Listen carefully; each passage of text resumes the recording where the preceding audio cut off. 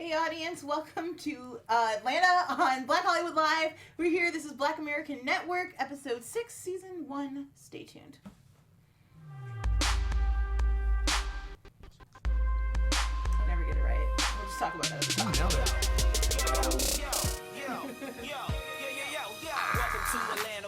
We're back with Atlanta. I have the same ratchet dance move every time. It works. Little body roll. It works.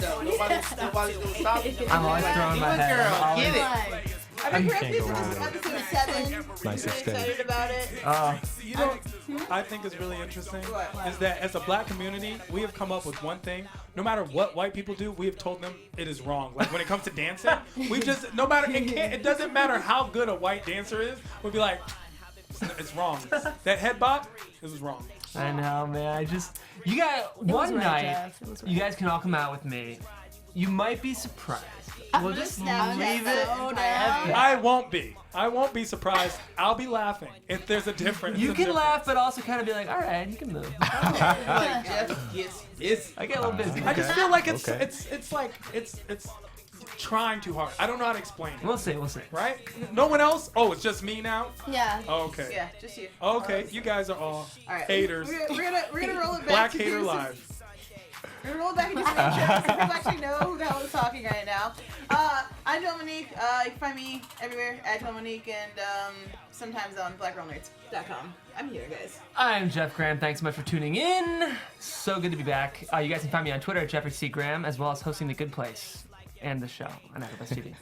What's up? I'm DeAnJilo. Follow me at DeAnJilo TV on Twitter. Follow me at DeAnJilo on Instagram. DeAnJilo. What's up, everybody? I'm Rhelin Taylor, and you can find me on Twitter at Ray Taylor Gang. And then we have some wonderful people joining us on the couch. So We're on the couch. We're on the couch. We're couch. The AfterBuzz is coming in right now. I am Tehran, and I will tell you, I am not just Tehran today. I am excited to battle with Joelle today because of our opinions. I already know. Listen, we already know. Either we're gonna agree or really disagree. But given the tone of the conversation we had before the show, this is gonna be an interesting episode. It's gonna be good. And I'm Chaos J, KAOSJ. You know where to find me on Twitter, on Instagram, Chaos_Oceans31. Why? Cause your boy's so wavy. We got the tag. All right, we gotta step our tag game up because they got the tag. Why am I Jeffrey C. Graham? My first name is Jeffrey, last name is Graham, middle name is Crane. That's why. Okay. I'm right I there thought you too. were gonna be Love you, Craig. Jeff. I thought you were gonna be like, cause No, I'm it's- Craig. I thought you was about to. All right, let's talk about the show. We're gonna reel it back in. We're gonna reel it back in because we have a lot to talk about, not a lot of time. I'm gonna start with the commercials because I think that's what makes this episode amazing. And I just want first thoughts on the. We skipped over them at first. We were like commercial, and then we were like, "There's the FX logo in the corner." I had to go back and watch them. What did you guys think of the commercials? love them. Genius. So, okay, there was an element of genius. There was an element of like, what is happening? It's hard because we watch the show and then we have to process this show in 30 minutes and talk about it immediately. Part of me feels like they were just spearheading every kind of hot button issue, which I really applaud and admire. But like, I'm trying to decide if this was like a cohesive episode of the show. It's absolutely cohesive. It's Black American television. Right. I mean, and it runs the entire gambit of kind of what either is missing from the Black community or what is overly pushed. Like the sandwich guy commercial, Nutella and juice is how I have it written up on the board. Ahmad White. Huh? Ahmad White. Yes, Ahmad, who we saw on the bus, as you mentioned earlier in episode 1, who gives the same advice to Earn, which at one point made me think maybe this whole thing was a dream, or maybe he was dreaming the commercial guy. We'll get back to that. But I like it kind of like, especially as we get later into the show, and you get the sense that it's like later in the evening that you're watching, you get this moment of like, they feel like it works. It really, really works. It works. And they're preying on the people at their lowest points. I have no money. My son is in prison. I didn't know what I was going to do. Oh, yeah. I think and magic stones came in, and then everything was cured. And I really like that play on these, what I think are the loan commercials, like the cash loan commercials. That's the feeling I got of this. I think thematically, ideologically, amazing, so smart, so thought-provoking. Did I buy it? Was I taken out of, am I actually, I felt like I was watching Tim and Eric, and then I was watching Atlanta, and then I was watching SNL. And I don't know. I was so inspired by the content, format-wise, structure-wise. I don't know. I'm not like totally on board yet. That's interesting because I was actually intrigued by the way it was formatted, because one thing I've noticed about Atlanta is often it reminds you this is a television show, right? And it doesn't make you, it doesn't tell you what to think. It just gives you ideas of what to think about. And this was a perfect example of that. Today, what I saw was art within art within art. It was almost like Inception in a way, right? Because there was it's like layers to this ish, right? It was like an onion. Exactly. You had to peel it. You had to find out what was going on. And when you said like Ahmad White was, it was a mocking of these cash loans.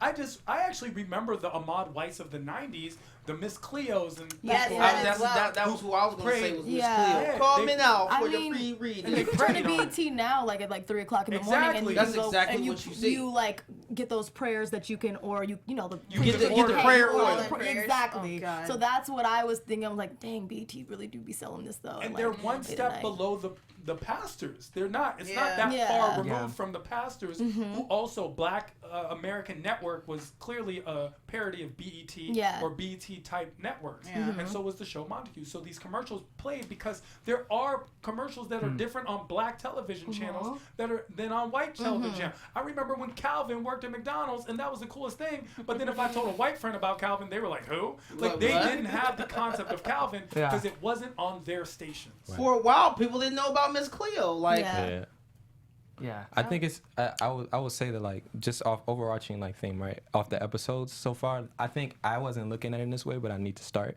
I'm gonna start looking at the show more like how Boondocks or South Park kind of does their stuff. Amazing. They don't. I don't. You touched on this last episode, but like they don't. There's not gonna be much attention on character detail or development. I think each episode is its own pocket, right? And it kind of addresses some type of topic. And I think like me coming into the show, I was expecting some type of character development, like, you know, I can't think of the official word for it, but just like a connection like between each episode. Character-driven story, like where I don't what's think happening to them. that's not going to be their voice. Maybe they could change that at some point, but like when I look at it from these, like when I start to look at the episodes separately, I think as a fan I get less frustrated because I'm expecting to see Van and Earn like communicate with each other, but I think I need to stop looking at it in that way. Yeah. It's a more thematic-driven show than it is a character-driven one. Yeah. Which kind of brings us to. Do I want to dive? Okay, well, let's start with Dodge because they have the most commercials, and we saw like the kind of car art commercials that are popular right now, where it's a series of vignettes, I guess, that are kind of sectioned off throughout the show. And in this one, we get like cool black guy driving down the street, like nodding at folks. Like, and the second one, oh, the ladies like him. He's very cool. And then we get the reveal of his story, which is so great. And I thought it was a commentary on like car culture, which being in LA, you get a lot of people who are like just obsessed with their cars and the cool factor. We have a lot of people who lease cars and don't buy just because they need the latest model and they need to be fly as hell. It worked for me. Did it hit you guys in that way, or did you get something different out of it? I don't know. For me personally, I just remember like growing up, like black men, they thought they was on like the Dodge Charger was like their like Maserati. Yeah. And I was like, dang, like, oh, he got a Dodge Charger, like, oh, that means like he's getting money. The Chrysler C100. Yeah, so that, like the Dodge, like, oh girl, he came and picked hey, me guess up what, in guys? the Dodge. I got a Charger too. See, No. Kelly really means he owns I a really Charger. do have a He Charger. owns a Charger. Yeah. So like, and I feel like men really like, do you love your Charger like that? Oh, all day. Yeah. You can't tell me I'm not the when I wash my car and I got a fresh cut on a Friday. Stop. That's it. You can't tell me Like, nothing. every black man I know with a Charger, like that is their baby. Like this is like, oh, I got a Charger. And see, I feel even better because I'm like, oh, I got that top of the line Charger. Like I overpaid for my Charger, so yeah, Maserati all day. An interesting concept because Dodge actually went specifically towards the black audience and geared their cars, the products of Chrysler 300s and cars of this such towards a black audience, which is why they were actually on black entertainment television and black shows, something like 45% more commercials for these types of cars. They aimed it, and that's what the show did, and it all came where it culminated into the commercial where we find out about the driver of the car and we find out that he's lost everything everything in his divorce. It was a horrible tale. It was a tale because he rolls up to a gas station and the guy's like, wow, look at that car. Who's that? And then the guy next to him, the wise black man, who we've been seeing a lot of episodes, which you've seen as a character throughout American cinematic history. The wise black man knows everything. Is like, well, actually, that's this person, and he went through a divorce, and he lost everything. Where we see him get out the car, he has no pants on. Why does he not have pants? Because he doesn't even own pants. He doesn't even own pants, but he has a fly car, and that's something that's the problem in the black community. That's the narrative. That's the problem in the black community. We see men who call themselves men who own Land Rovers and don't even own pieces of land. Everything is on credit. Everything's on lease. And that was the culmination of what we saw. Stay a man without even pants. Hey, you got that fly whip though. Hey, look, Stitch, you always talk about, like, dang, I don't have enough money to pay this rent, but I'm going to go get them new J's. Hey, your cell phone cut off, but you got them J's. You got them J's, though, so you pretty fly. You winning. I look clean. It's valid. It's valid. Arizona, I'll tackle next because it was short and sweet and to the point, and I think we've all had that moment where we went to buy $1 can of Arizona. We were like, "The hell are you talking about? That's not tax. You just charge an extra on it." Arizona should always be $1. And 99 cents. Yeah. What, $1? No. Well, you got the bottle Tax. deposit for 5 cents, exactly. like 105. No, In that hurt my LA. feelings. I Like, won't pay more than $1. I'll pay exact $1 in clean cash. That's all you get. that hurt my feelings when I saw. I was like, that was as soon as it came up on screen. I was like, no, that's supposed to be like 99 cents top. This is If wrong. Arizona is not worth it if it's over It was $1 like and 3 cents. $1.50 almost. I was like, whoa. What the funny Lies. part about it was that it was next to the water and he couldn't buy water. He had to buy Arizona. Yeah. That's something It's cheaper, though. we also find is that the dollar menus and all these foods that are unhealthy for us are geared and aimed towards us.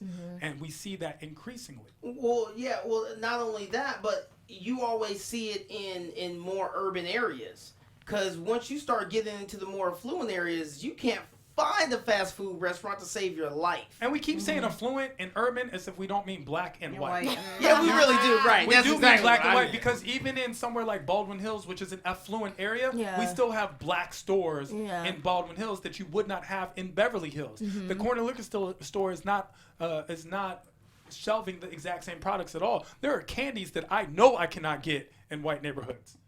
I know for a fact that I could not get these candies in a Not white gonna neighborhood, get no but Chico I'll get them. sticks. That's for sure. No Quart of frosted water, baked beans. nothing. You remember those cans of blue like Kool-Aid with the aluminum top? Yeah. And you just like prick the so because if you did that, They so got you instead of through the opening day, the whole though. thing, it would just get Got you through the day. But the little huggies, Yeah. that's what I mean. These are things that you know Bought where to 3 of them find and where joints. you can't find, and it's very interesting the dichotomy because it exists and we don't talk about it. And this show this week was about topics we don't talk about Yeah. that exist. All of them. Okay, so we saw the Mickey's commercial in our second screening. I didn't get it. It went over my head, and I Mickey's totally opened it up to the chat to talk about it. We just to break it down real quick. Guy sees the fly lady across what appears to be a costume ball type party. Everyone's got masks on.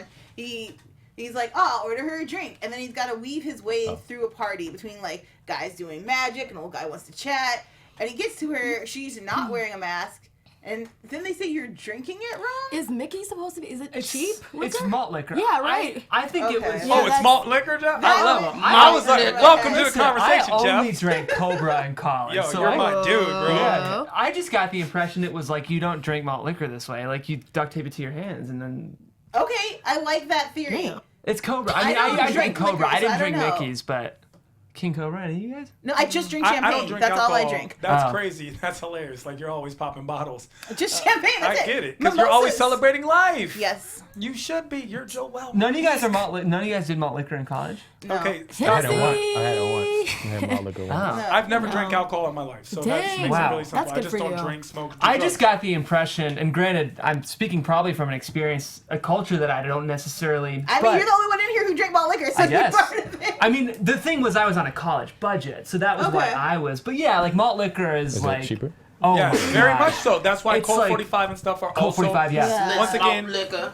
geared It's towards like the the black black community, audience. yeah. The thing is it's like 9 proof beer, and it King comes Cobra. in 40s, but it's cheap. It's That's the concept of Old 40. English 800. I mean, I can keep going. I Yeah. guess they're just what are they just trying to say? Like you're drinking on, like you could be really getting lit, like nobody's really Yeah. drinking, like you know what Why I mean? did you order this Exactly. here? Like malt yeah, liquor, like it's- don't play yourself. Like this could really Yeah, get you like, lit, but you're drinking it wrong. It's designed to be intoxicated. Like Coffee. it's you can bill it as like a classy drink, but literally it's being engineered to get you See, drunk. this is why we need you, Jeff, because I would Yeah, never look at have that. done That's this. what I'm This is so saying, because helpful. we as a black community though are like really into like well for me like Hennessy, Ace of Diamonds, like we're not Ciroc. at Right. least like the young community talking we ain't about drinking Ciroc? no You like forget malt Ciroc, liquor. yeah. How can that's we where forget we at. Ciroc? Oh yeah, Ciroc. That's I me. mean, That's you can't true. go to a hip hop party and not see bottles Yeah, of Ciroc. Ciroc. There's Yeah. liquor that is geared towards the black community. There are liquor stores that are open in black communities that will never be open in white communities. I mean, you're talking about gun store, liquor store, gun store, liquor store.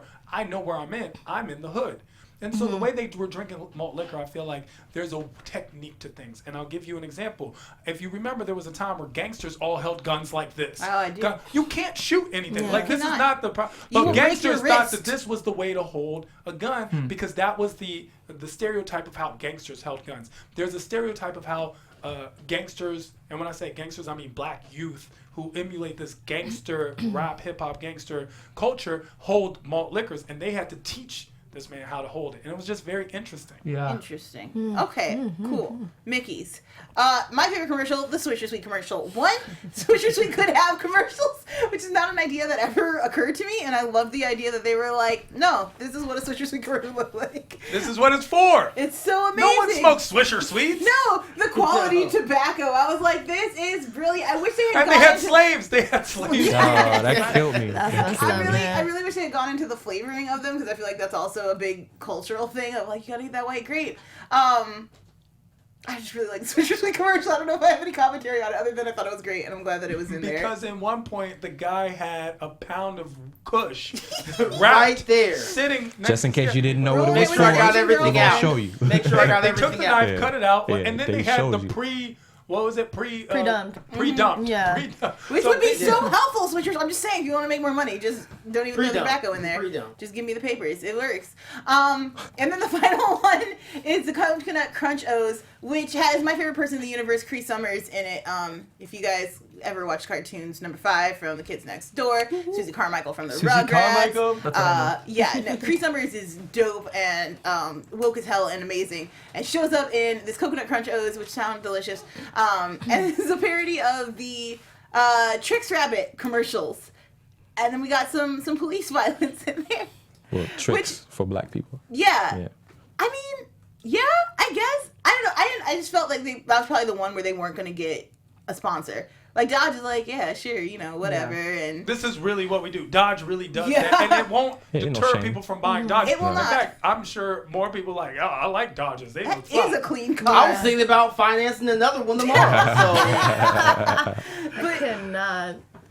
to me, this felt like a tip to kids today. Like, hey, we see you. Like, hey, we know you're woke. Like, those kids were on it in a hot Yeah. second. They Well- were like, brought the phones out. We're ready to be like, we could just give him our cereal. Like, it's cool. These are whack laws. I was wondering how the commercial hit you guys. Well, I think the biggest part of that one was obviously the police officer's interaction with the wolf, which I saw as a black man, and then the kids. And I thought what was interesting was how it ended in that the police officer eventually was about. They gave notion that he was going to give treatment to the kids the way he was that black man that he was like beating up basically. And I thought that was interesting, like kind of a narrative on like maybe how bad police officers view African Americans. Like all of us kind of, if you get them all to that point, they might treat us all the same. That's kind of how I took the narrative. And so there is no age difference or like. Well, based on what I saw from the police officer, right? He called the little girl sir at some point, and at that point they zoomed in on his eyes, and it was like he was getting serious. Yeah. So like it just seemed like that. Back up, Yeah, sir. Right. So I just I kind said of got to back that up. point. because Sir. there's always it's been said that there's a theory that even though they can be children, they're black children, a lot of times society doesn't see them as children. Right. You can have a white kid that'll commit a crime and he's still considered a kid, Right. but That you can have a happens a black lot in kid that court. commit a crime and he's considered an adult. Right. They view you as adults, and then that's why there's also where you'll hear parents that teach their kids, look, things aren't going to be the same for you. So you need to be careful when you do these things. You need to be careful when you interact with police officers because they see you as an adult, even though you're really only 10 years old. You also get this sense at the beginning of the commercial where the kids are like, no, this isn't for you and you can't have it and this is ours. To the minute they're attacked, like, oh, now we care and we're paying attention and this is wrong and you're the effed up one. And the one kid takes out a cell phone. Yeah. I just think it's interesting, the commentary of like people don't pay attention until like it becomes newsworthy, until it's right in their face. This was, for me, like, this was so brilliant and, like, as its own piece, so thought-provoking, so smart. But I kind of felt like, I would have loved to see this in Key and Peele. I would have loved to see this as a standalone sketch on Chappelle's Show. It really took me out of the episode. Like, I was like, oh, I'm watching a program on B.A.N. Okay, and I'm but seeing how much commercials. black television do you watch? Like shows that are strictly black television? Not many, Okay, obviously. so the idea, what I like about this is that it is a mirror to black television. So if you sit and you're just watching BET, this is the imagery that is projected at you. Yeah. And so to So commentate you would on it and look see a at commercial No, like but this. I understand. Yeah. We would never see a commercial where a cop beats up Yeah, the right. wolf for taking that- cereal. Right, not in But the there kids' are commercial. black, and I mean, I can understand where you're going with this. And you know what? It's interesting. We always ask each other's opinions, but we don't ask each other's racial thoughts. Like, as you're the only white person Right. in the show right now. Does this show make you, as a white person, feel uncomfortable or awkward or unwanted or guilty? No, but I think I'm watching it as a show. Like, I think as someone who works in TV and watches a lot of TV, I do probably watch TV different than most white people. Like, I'm not really watching it in a racialized way. But I will say the first episode, when that white guy used the N-word and got called out, that was a moment where I was like, oh, am I safe to watch? Like, that was probably the only moment of this series where I felt. I'll say that, like, a lot of my coworkers that I work with aren't white, and we talk about the show all the time, and like the conversation doesn't always get to this depth. Yeah. Sometimes they're just watching it for pure entertainment purposes, and I've maybe one or two I've had like a deeper conversation with, but I think that's kind of the point with the show. It's kind of open-ended in that, like, it can open a dialogue, but at the end of the day, it is, like you said, a TV show. It's for entertainment. So if you want to think about it in a deep way, you can, but you don't have to. Especially comedy well, shows. Donald Glover Yeah. said one of his missions in creating the show was to show that, like, white people, like, you don't know everything there is to know about black culture, and that it's varied. And we get that as we go into Montague, and we look at the debates between,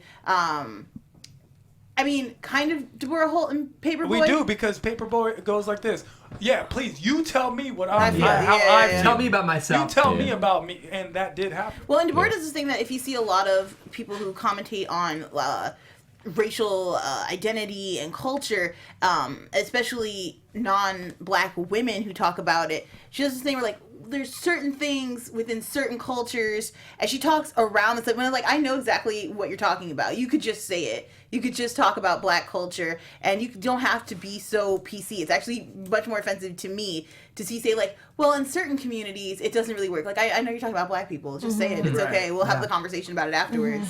But you being so indirect, and Paperboy gets upset about it, too. Like, why you guys have to talk like that? Why do you Because guys- he gives her the looks. Like, Uh-huh. it's the looks. It's not even so much what he said. So I definitely agree with that concept of what you're saying. Like, there's a lot of times, a lot of professionals use words and language. Even the concept of tonight's urban night at the club, Yeah. we know what that means. It means nigga night. Like, we know that. Like, let's be real. That is what it means. real It doesn't talk. even necessarily Real mean talk. hip hop night, because if you go on Thursday, they're playing hip hop. There's just no black people in the same club. Okay? And I mean clubs like One Oak. I mean clubs like Hyde. I mean these grade A, top-notch clubs in Hollywood, New York, anywhere you go. There's clubs like Greenhouse used to do the same thing, and they call it urban night. What do you mean urban night? We live in a urban city. This is not, I didn't see any farms in West Hollywood. I didn't see any farms in Hollywood.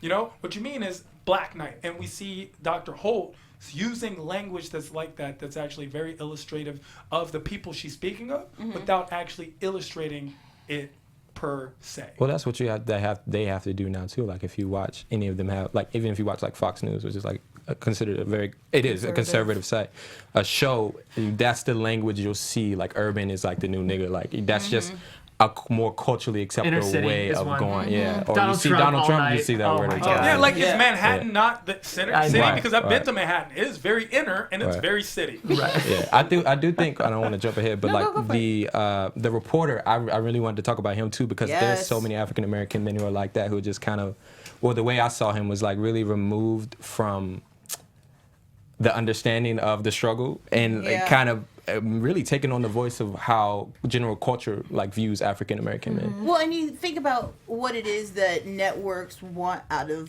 like, they want the diversity card without any of the controversy that might come Exactly. with it. They don't Oh, want to yeah. have the hard conversations because that gets tricky and it might turn people away. People don't always want to think. Sometimes they just want to be entertained. And I get that a lot from both the host and the reporter in the field, particularly when they're just sitting at the table and nodding at one another with the agreeing with each transracial other. identity guys. Yeah, to me, this idea of this guy wanting to transition into being white and the reporter identifying with that in a very intense and like I feel like he was like, yeah, I get why you want to do this. I get and even the guy who's transitioning says, you know, I was just wondering around like, why am I not being respected? Oh, it's because I'm a white 35-year-old. And I just love this idea of like, because you feel when you're being disrespected. Everyone, no matter, you know, age, race, color, doesn't really matter. You understand the feeling when you're being disrespected. Right. You understand it at a core level when it is because of your race or age or identity. And the idea of like, I want to be in that perfect center where no one can touch me, where I'm white and 35 and I'm not questioned on anything because I'm white, male, and 35. Like I live in, I'm not too old, I'm not too young. I don't have to worry about being any female issues. I don't have to worry about any color issues. I can just exist. And I really like the idea of being like, I want to be that. I don't have to deal with any of this stuff. I just want to be white and 35.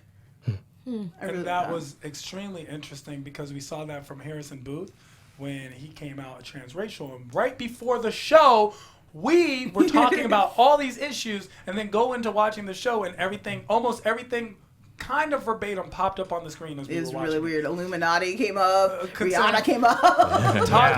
talking about transracial versus transgender because that's one of the topics. This show was about. It was B.A.N. B.A.N. Black American Network. It was a ban on things that we're not allowed to talk about because we're walking on eggshells all the time, and that's what we saw with Paperboy when he was talking, and he was like, "Why can't I just have an opinion?" I'm not saying they shouldn't have equal rights. I'm just saying I don't like it or I think it's weird. I have an opinion. And all You he should said was, respect it. I don't want to have sex with Caitlyn Yeah. Jenner, which, I mean, I don't have sex with Caitlyn Jenner. Caitlyn Jenner's a terrible person. So I totally like the idea that you have to be so PC, which obviously Paperboy isn't. I like that he's on his phone through most of the interview too, just like, you know, whether he's like Instagramming the kid transitioning, if he's kind of texting when they ask him like, do you feel like you talk about these things? You know what, actually let me put my phone down and enjoy this conversation now, because I also get this feeling that he feels removed from this. Like this doesn't involve him. He's He still says connected. it. He says it's verbatim and point blank where he's like, I don't understand why I have to care about something that doesn't actually pertain to me. And it brings up really good points. He actually brought up a point in ideology that T.I. had mentioned on the Daily Show, where he basically, when questioned about rap and rap lyrics, Paperboy says, well, if you want me not to talk about these kind of things, then don't have those things happen around me because it's your fault a lot of this stuff is happening around me to begin with. So how do you want me not to discuss them? He's just, I'm basically, he's saying I'm a product of my environment. You don't want me to talk about my environment. Remove me from my environment. Yeah. And that's something that's been very relevant in today's discussion. And it's just great that Atlanta was able to talk about this. Not only that, in transgender issues where we all are made to feel, to care about something that we necessarily may or may not really care about on the inside, but we act like it on the outside because we don't want to be judged or judged harshly because we said the wrong thing or used the wrong pronoun or whatever it is about something that's actually a hot button topic today. Right. Yeah. I would say that each person we saw on that show, everyone contradicted themselves in one way or another. The reporter guy, the the white lady, the doctor, Paperboy, and then the guy who changed his race. He contradicted himself with his view on Antoine now transgender and homosexuality. Yeah. So that was like really interesting because again it goes back to not telling you how to feel. We're just pointing out the fact that what you say and what you do, it has a contradiction each side of the topic. Because Harrison Booth was he contradicted when asked Right. about my transgender, God. Exactly. and he was He like, went "Oh, off. I don't like. He Why went do they off. have? They Yeah. disgusting." And he's going through a transracial transformation, and he didn't feel like it was It's not the he same. was connected to Yeah. transgender issues at Right. all. His issue was completely separate. And, Yeah. and Dr. Holt brings that up to Paperboy when she says, "Don't you think that civil liberties are matter across the board to everyone?" And that's not something necessarily people feel. Like Yeah. we talk about gay issues and transgender issues, but we talk about them now that they appeal to white males. We did not talk about them when they were something accredited towards black men. Paris who is burning, going kind through- of the exactly. balls. Yeah. We care about it then. We don't care about it when we care about it now that it's about white men. Caitlyn Jenner's a white man. What about RuPaul? How about all the black men who've been transitioning for the past 30 years? Harlem in dressing 1989. up like, exactly, Yeah. dressing up as women and being made fun of and beaten up, and that went through a big phase. So it's very interesting. And you can add that to the black community and all other communities that kind of do that. Like when it comes to like oppression from the black community, I feel like you see parallels to the Latino community, and you don't see like a lot of cross like. I can't think of the word I'm trying to say, but like just both of the communities kind of uniting in that, and it's more of, oh, this is my issue, this is their issue, and like again, it's just like no united vision when it comes to civil liberties. Oh well, yeah, because Yeah. there's a lot of times where you don't see the same people that are fighting for LGBT rights. You don't really see them walking out with Black Lives Matter Exactly. or Exactly. with those issues, and they're both very important issues. Right, right. Well, of course they are, because the black actual civil liberties movement in this country is what leads civil liberty and rights in this country. They use our stuff. So, for example, right now, I'm not allowed to say the word faggot. If you say the word faggot, when growing up, that was a very common thing to say to put someone else down. Now it's like very taboo, right? But we can still say the word nigger all the time because LGBT united very well and created a cause and sensation and stir and made words that they don't like being used against them But do you taboo. think that might just be the fact that, like, you aren't gay? Like, No, No, because gay people don't use it. Gay people have co-opted queer. Like we call it, like I identify as queer, and I have a lot of friends who use the word. Yeah. But the power of the word faggot, like it's strictly an insult. It's not a term of endearment. It's not anything else because they squashed that. I've true, seen even- it used though. I've I seen have. it used, but here's the thing: gay people might be able to use it, but non-gay people can't. The word nigger is still something that's actually kind of used. Even when I don't know It's if you not- guys, I don't think I do you could. guys remember? I guarantee you can say the word nigga on television and not the word faggot.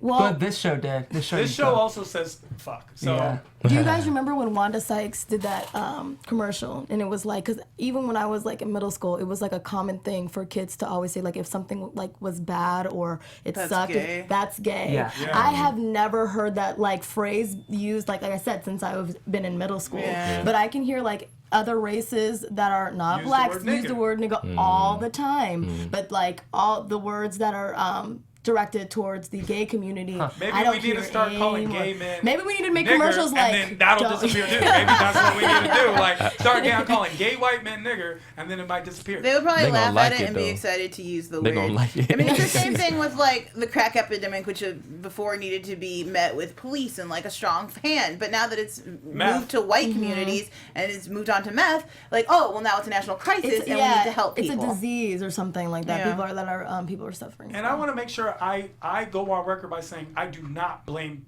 white people. Like that's a thing that actually is uneasy. That's why I asked you that question. Oh, yeah. Like it seems like white people. It's not. As black people, we need to be responsible for our own actions and consequences of these actions, and we can unite at any given time. We can, if we don't like something, we can come together and we can boycott whatever it is that we don't like or whatever it is. Use our voices collectively to speak on things, and we do have to be aware of other civil liberty offenses towards other groups because it will affect all of us together. Yeah. This is not a white or black thing. This is a thing. It's a reality, and we need to be aware of this reality. That's what I was saying though. Even with the commercial you're talking about with the children, I think that from my point of view, I feel like our generation is really woke.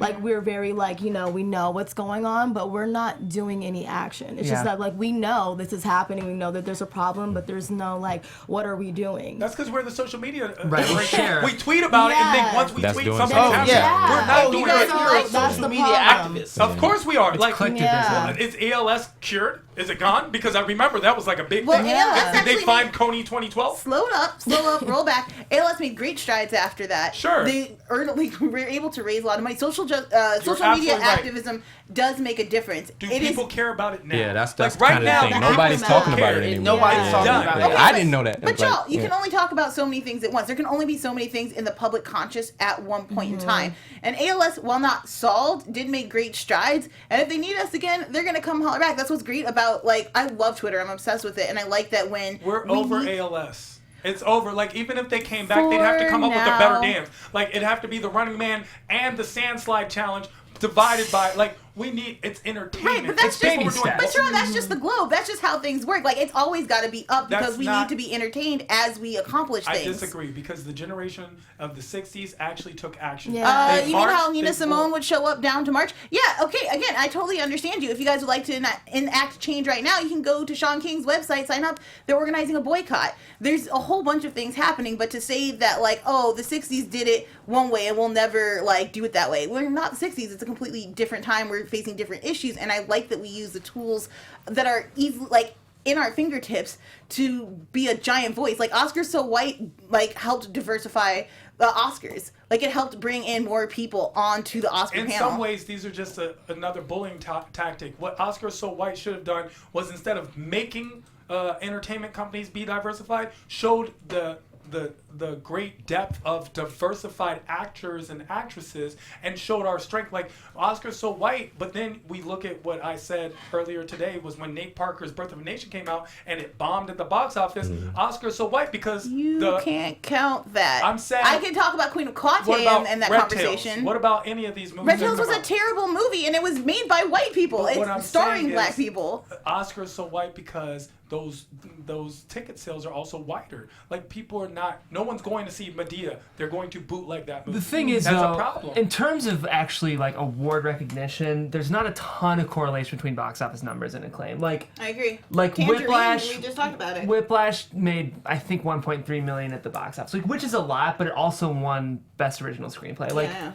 the problem is, I don't know what the problem is. No, but I hear you.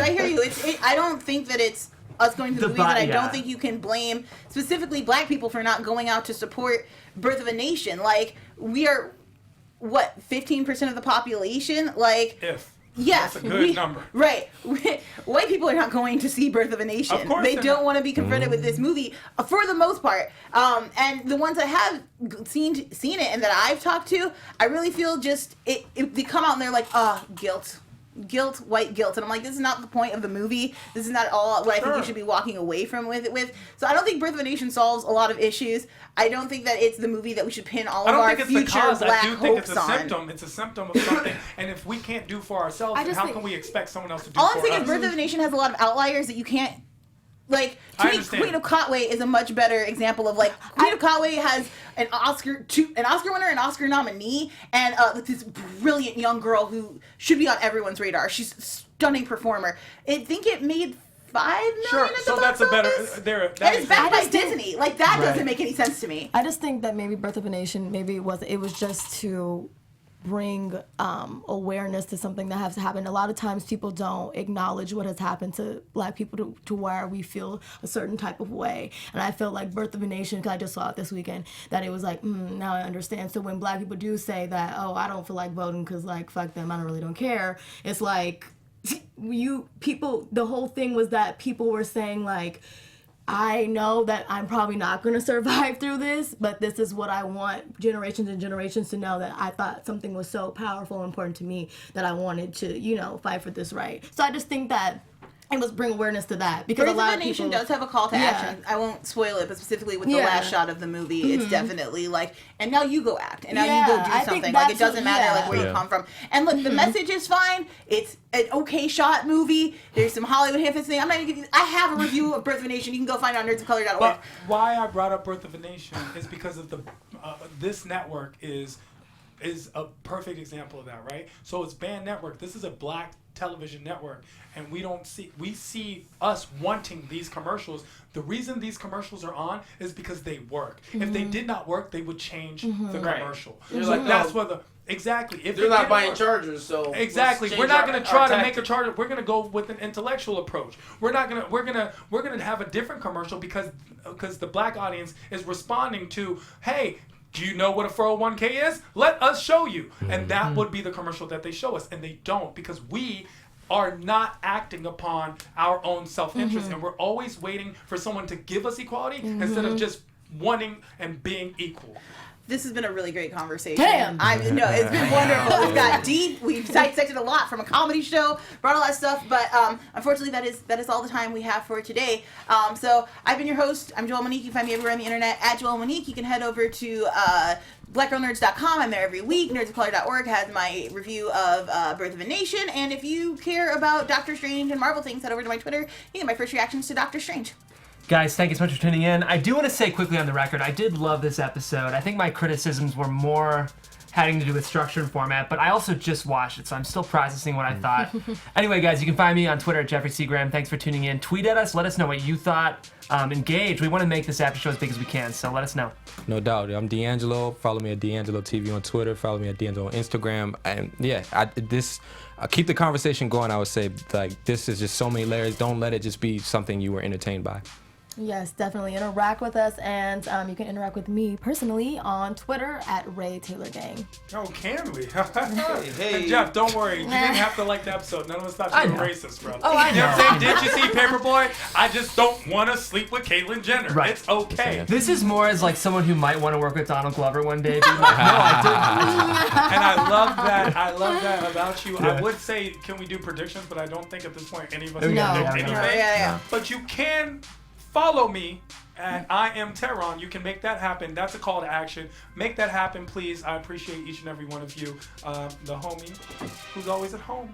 Hey, don't think about it. Just click that follow button at ChaosJ, KAASJ, and we're just gonna leave it at that. Thank you guys so much Thanks, for joining us. y'all. It's been a great Tag chat. game, From executives Kevin Undergaro, Dario Kristen, Tiana Hobson, and the entire BHL staff, we would like to thank you for supporting Black Hollywood Live, the first online broadcast network dedicated to African American entertainment. For questions and comments, contact us. info@blackhollywoodlive.com. Like us on Facebook, tweet us, or Instagram us at BHL Online. And I am the official voice of Black Hollywood Live, Scipio, Instagram at KingXOBay. Thanks for tuning in. Hollywood redefined. The views expressed here are those of the host only and do not necessarily reflect the views of BHL or its owners or principals.